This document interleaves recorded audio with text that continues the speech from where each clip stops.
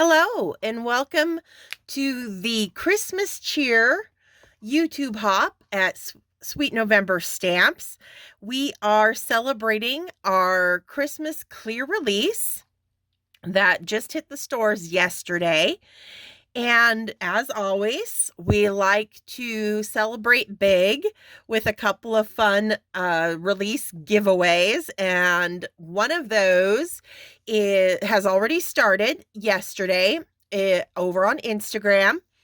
We do have an Instagram hop going strong this weekend, where if you participate and follow and leave comments on all of our design team members' hop cards on their posts, you'll be entered in for a chance to win the entire clear release, which includes 12 brand new clear stamps in this release.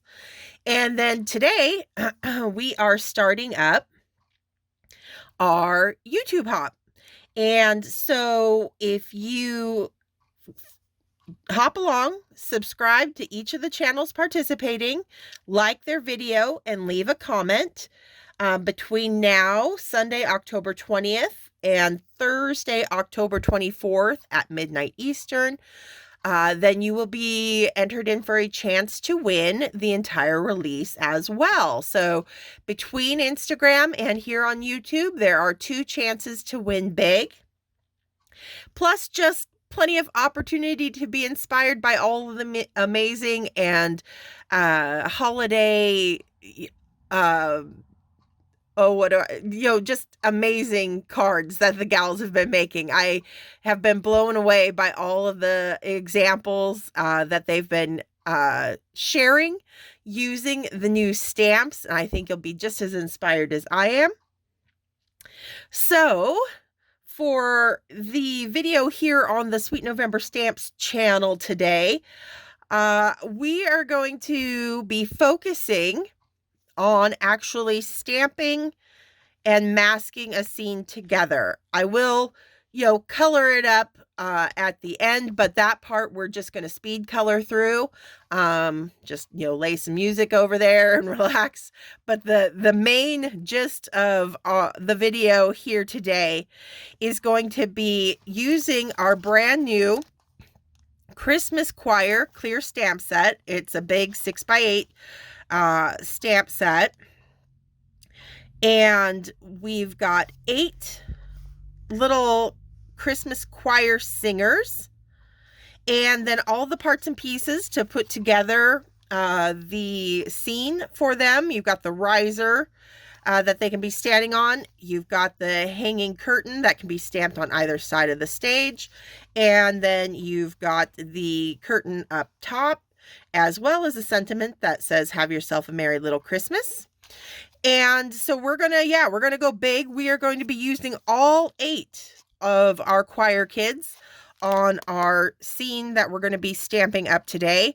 I am using a larger card size than I normally do. I have my Catherine Pooler white cardstock cut to, well, it's going to be on an A7 5x7 sized card. I've taken 1/8 of an inch off all the sides so that I'll have a little bit of a frame when I put it on the card base, but essentially it's for a 5x7 card. And so I think without further ado, we can get started. Now, the key whenever you're masking a scene together that has depth and layers of characters or scenery, the one thing you want to always keep in mind is that anything that's at the front of the scene is going to be stamped first, and then you work your way to the stuff that's the furthest away. So I like to take my actual stamps when I know I'm going to be working with a lot of stamps, and to just kind of help me visualize where everything's going to go. And so I start pulling out the stamps themselves. And so I'm just going to start grabbing my kiddos, and I know my first row is going to be kind of low on the card. So I'm going to start with my second row of kids. And so I've got our shy little girl here. I'm going to pull out the little boy holding the music paper. And I know there's a little bit of a curve to my riser, so he's going to go up a little bit higher. And then we've got this little cutie who's just kind of lost in the music. Should kind of be on par with him. And then we've got our funny little guy throwing reindeer antlers onto the kid that's going to be standing below him. Okay.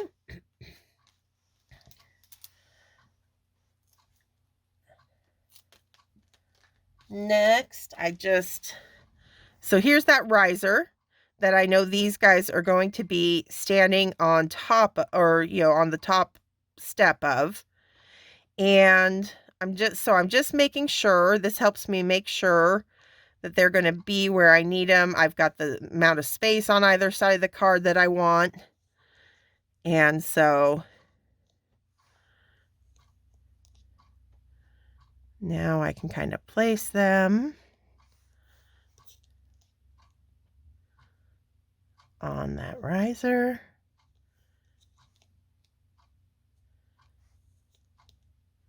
Okay, and now I'm going to have my kids that are down front.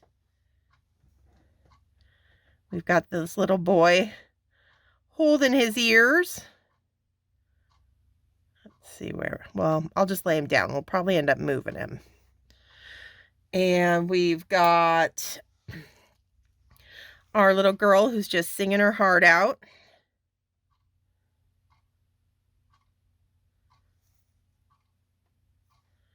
And the little girl with the music paper. And then our little guy with the jingle bells. So I already know I'm going to need to shift them over. So this is why I lay them out. So I kind of have a better sense of where I'm going to be stamping them.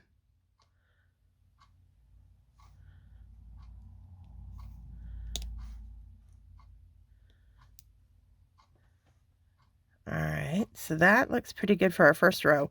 Now I know eventually I'm going to move him over so he looks like he's throwing the reindeer antlers on her a bit. So the kids in the back will shift. But now that I've got my front row kind of where I want them, I'm just going to kind of hold them in place while I pull out that back row. Okay. There we go. So now I know exactly where I want them.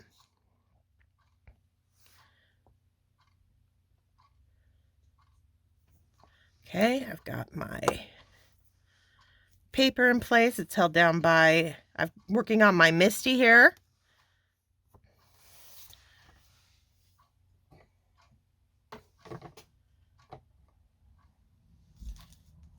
And now I just got to grab my black ink pad.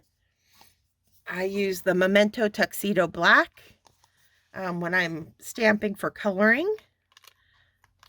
And we're just going to lift that up, ink them up. And this is easy, because none of these guys overlap. So it's not like I have to worry about masking in between putting these guys down. It's just the back row. Sometimes it is, you'll have to stamp up individual if you kind of want to layer characters that are closer together, and do them individually. But this, we lucked out that none of these guys are kind of overlapping.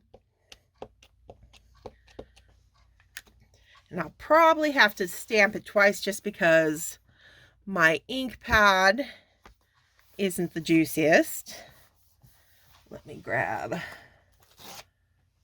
this little thing. There we go. Give it some pressure. Yeah, stamped good, but I still want it a little darker. So one more coat and we should be good to go.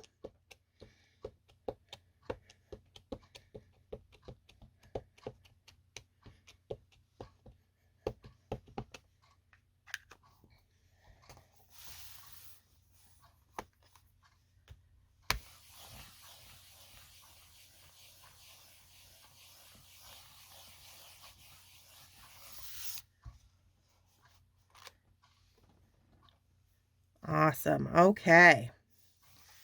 So now now we have to start creating our masks. And I'm not going to make you watch me stamp and cut all of the masks for these kids. We're just going to do one because then you'll get the gist of it and it'll be kind of rinse and repeat. But we are going to do the first one so you can see me actually, how I would go about making a mask for my characters. So I really love, thanks to our Sweet November Stamps design team member, Allison Cope, she gifted me with this Eclipse art masking tape. And it is my new favorite masking tape to use. You can see this was the one she gifted me and it's almost gone. So I had to get a new roll just to keep ahead of it. You can just get it off of Amazon. And I love this because my style of stamping and card making and coloring, I mask all the time. I am masking my scenes together on almost every single card. And I prefer to use a masking tape that doesn't have the backing that you have to peel away. Like you can get the masking sheets and stamp on them, but then you have to try to pull away the backing, which can become a little bit of a pain in the rear and slow down the process. And with as much masking as I do, I just like how quick and easy working with masking tape is. And this Eclipse, the nice thing about it is when you stamp on it on the front, the ink won't smear. I previously had been using, and I still have some until it runs out, the Post-it removable labeling tape. This is what I used before, and it works well. But it did have, if I, stamping on it, the ink wouldn't dry right away, so I'd end up with little smudges on my fingers that would then sometimes transfer to the paper. I don't run into that problem nearly as much with the Eclipse. That's a big reason why I like it a lot more. And it holds up for a long time. So once I have a mask made, I keep it on the stamp set itself. Oh, we don't need the other kids on here anymore. So I'm just going to use a stamp chamois and clean them off real quick. We'll leave our little singing girl.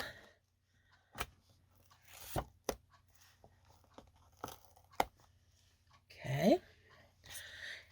And so then I can use a mask over and over and over. So the first card that I make with a set always takes a little bit longer because I'm making the masks for it. But then anytime I'm making another card using that set, it goes a lot quicker because I already have the masks cut out and adhered to the front of my stamp set that goes, coordinates right along with the stamps themselves. So there we go.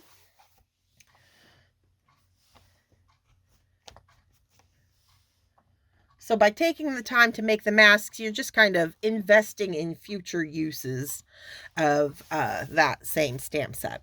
All right, so then I just, have my fine point crafty scissors. These are Cutter Bees. And I'm going to fussy cut around our little choir girl. And when the reason why this doesn't work, say, even if you had coordinating dies to go with a stamp set, is it would leave that halo of white around your character, which would leave an awkward well of space whenever you're masking. So there's really no getting around. You have to fussy cut to get a really good mask, because I'm cutting directly on that black line, almost into it a little bit too, again, so that when I stamp behind, over top of it. It's again not leaving that halo effect around the edge by having too much paper left around it. So you want a really nice tight line right along the artist drawn lines.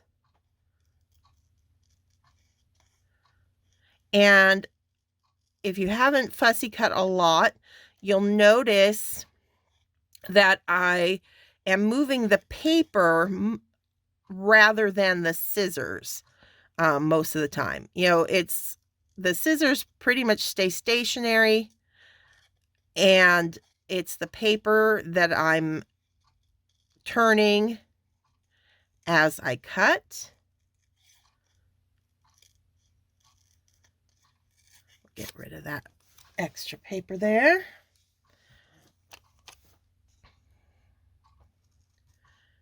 We'll just pick up where we left off. That curly hair.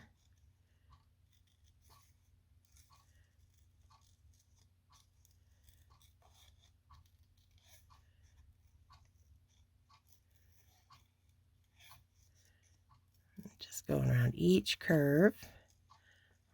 Again, you can see the paper's what's moving, not the scissors. That's going to give you the smoothest cut.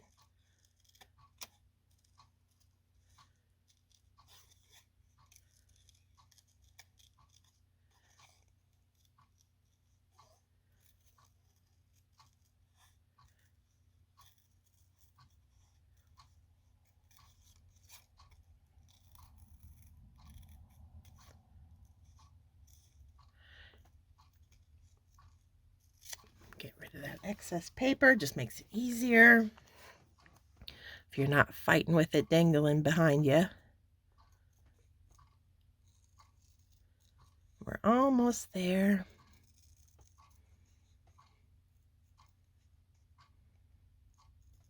And you can see, not picking up any of that ink with my thumb. Like I mentioned, that this,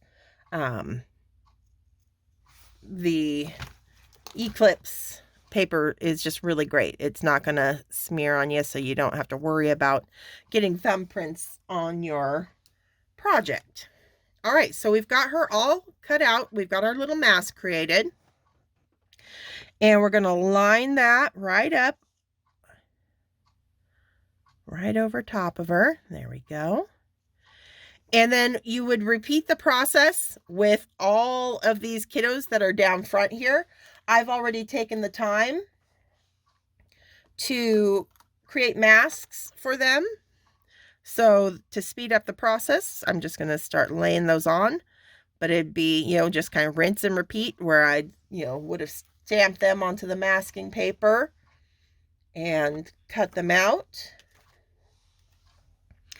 They look a little different just because I was using Memento Desert Sand. It was handy when I was stamping. That's the only reason they're lighter, because you can make your masks out of whatever color you want.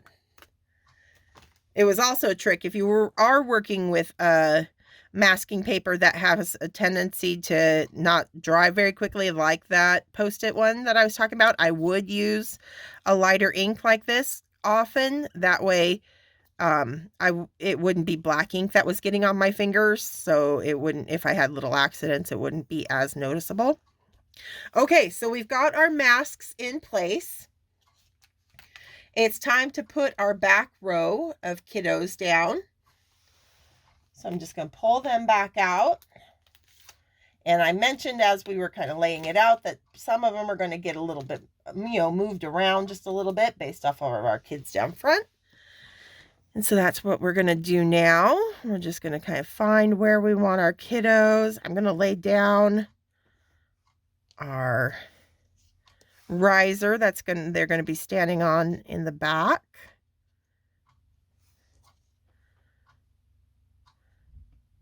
Let's see.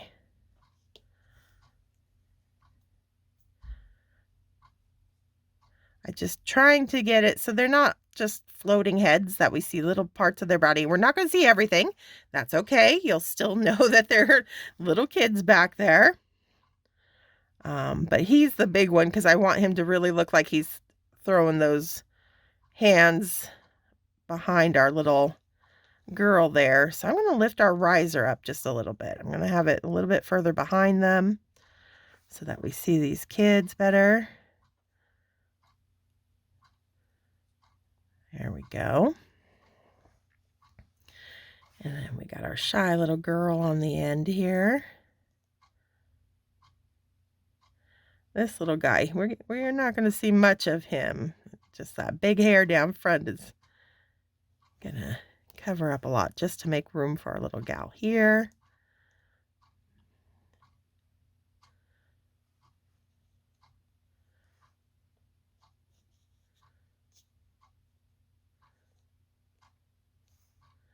There we go.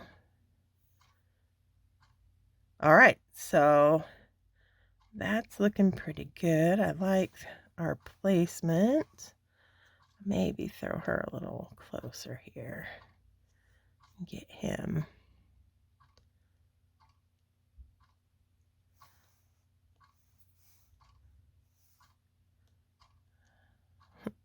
Just finding the right spot for this poor little guy. Maybe, let's see. There we go. Just switching the kids around. I think we'll do the trick.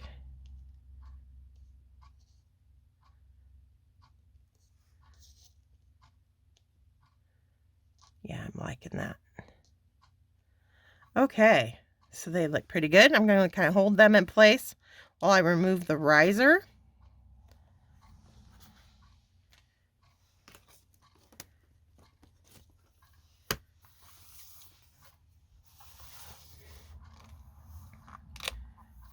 Stamp them. Okay. So again, we'll probably take 2 coats of ink using this Memento Tuxedo Black.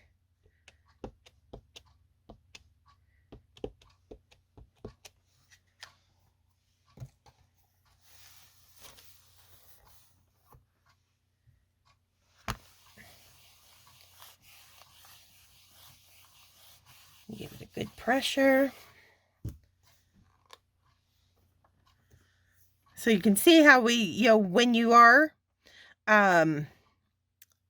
anywhere where the paper is, it is going to have a little bit of lift. So, we didn't get our lines directly up against the masked areas down front. And that's why we're going to stamp again.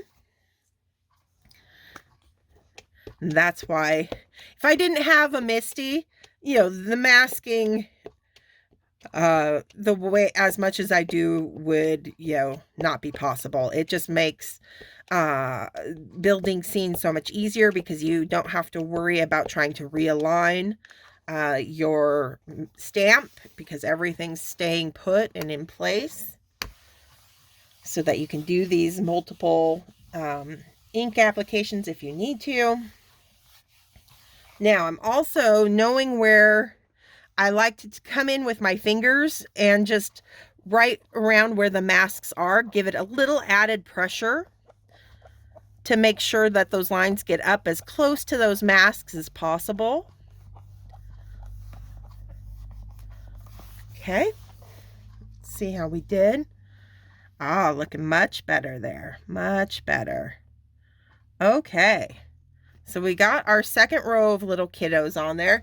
And there's little gaps. If they're really noticeable, what I'll do is I'll come in with like a multi-liner and complete the black lines, and we'll probably end up doing that.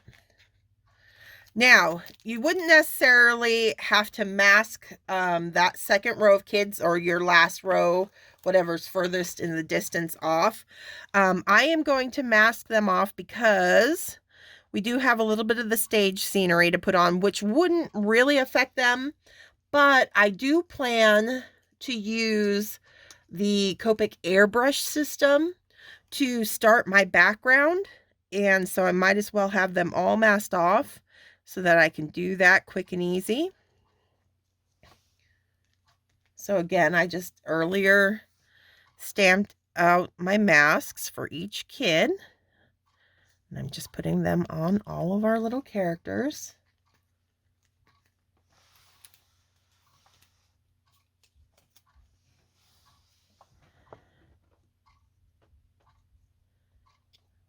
so. All right. Oh, well, we would have needed to mask them anyway, because I'm forgetting. I do need to add my riser in there finally. And so we wouldn't want it going over their feet. So yes, we needed to mask them as they are.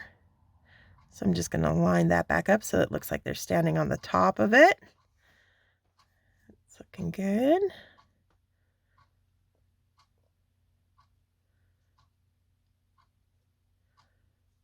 Okay. Oh, forgot to take my kiddos off. Just a sec. Getting ahead of myself. Clean those off real quick. Remove the kids so we can pick up the riser.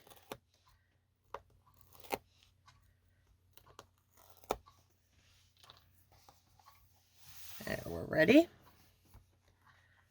Okay, so we got that in place. Just use that same black ink.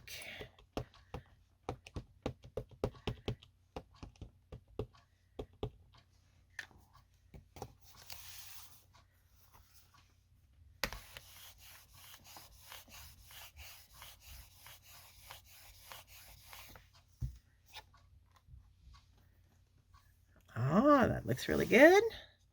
One more go.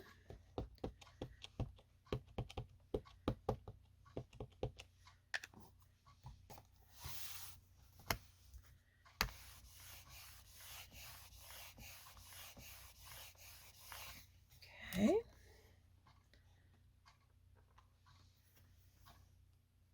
Awesome. Clean that off.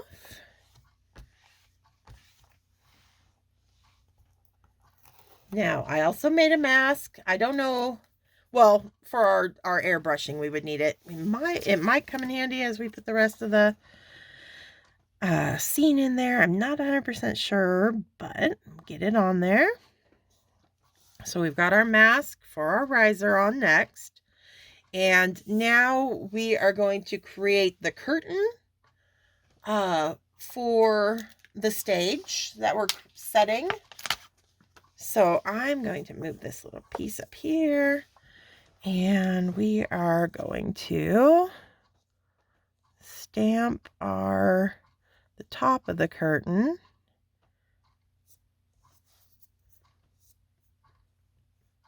Just trying to kind of center it here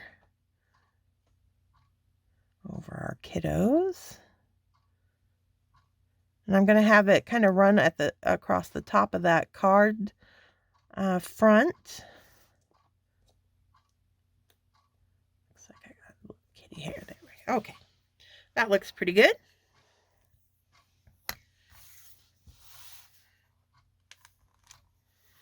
Toss this guy right there, just to keep that cardstock down. Get the black ink on there. So it's just, a lot of rinse and repeat with all your different stamps. Same process. So we're just gonna get that curtain top on there.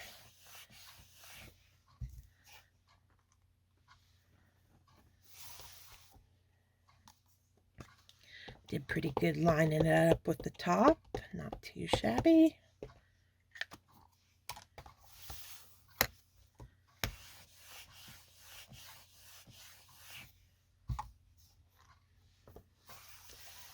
Go.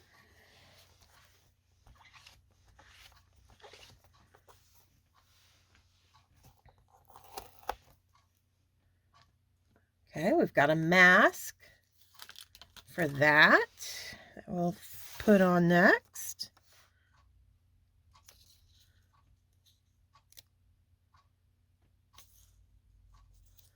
There we are. That's a little off. Wouldn't be probably a huge deal, but I'm gonna, for the sake of the video, I'll be more careful than I probably normally am. There we go. Really get that lined up. Okay, so now you also get the curtain, the draped curtain.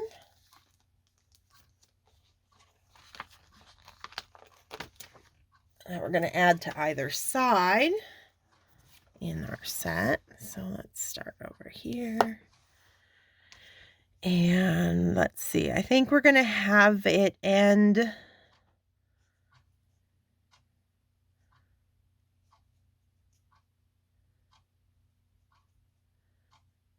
we'll go to, well, we'll use pretty much the length of it, I think. There we go. Have it line up at the top too. Why not? Okay. So we got our curtain on the right-hand side over here.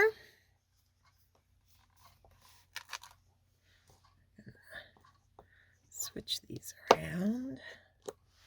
There we go.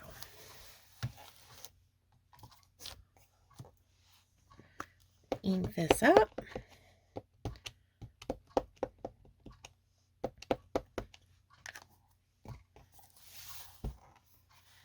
And the reason why I did the top first is because I wanted it to look like it's hanging in front of the side curtains. And that's why we masked it off. So that'll push the little side curtains behind that top kind of banner type look.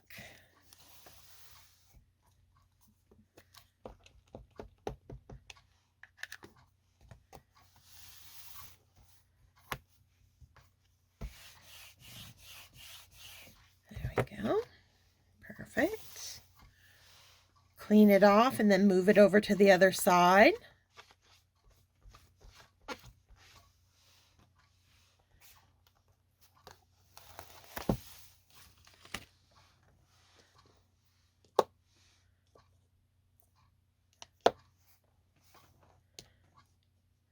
And so, yeah, it is going to,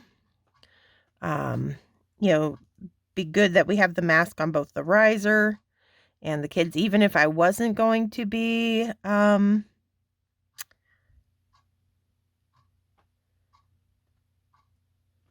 airbrushing here in a moment, because that'll help push this behind them as well.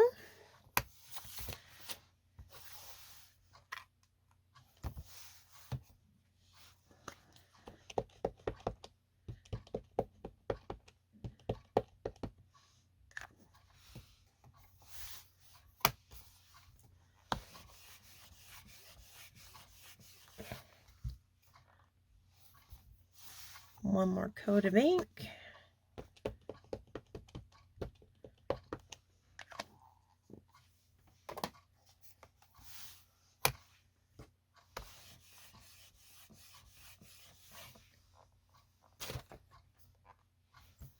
Okay, we've got our curtains on.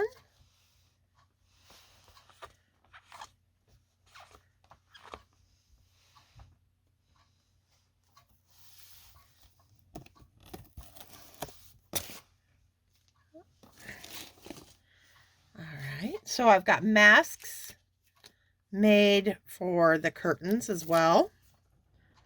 So I'm just going to add those on. And that is masking. Then, if you were getting ready to color, you'll be pulling them all off. But first, while they're all masked up, I am going to start our coloring process that we're going to kind of speed through. By using the airbrush. I'll get it all set up and then we'll start speeding through the rest of this video so that you guys can get through it quickly and move on to the rest of the hop. Let's see, I just need a little scratch paper here.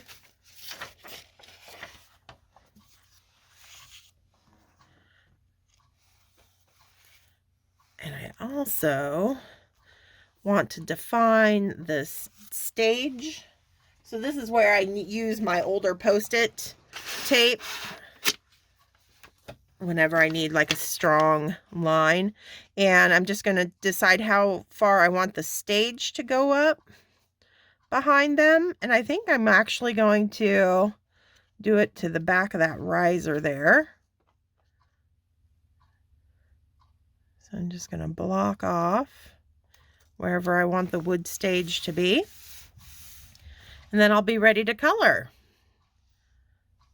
All right, so I hope that helps you, learn how to visualize setting up scenes using your stamps and utilizing masking to make it happen. I hope you enjoy watching this come to life as I color it quickly here through the magic of editing. And thank you so much for joining us for our Christmas Cheer YouTube hop. Hope you like the new stamps, and I can't wait to see what y'all create with them. Stay crafty, my friends.